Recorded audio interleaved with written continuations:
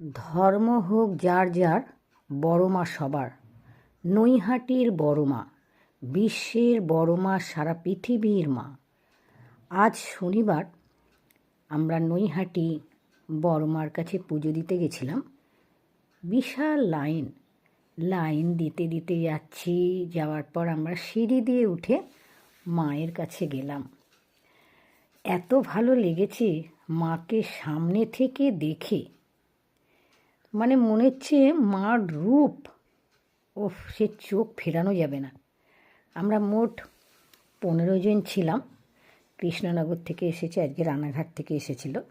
সবাই মিলে একসাথে আমরা বড় মাকে দর্শন করলাম, পুজো দিলাম।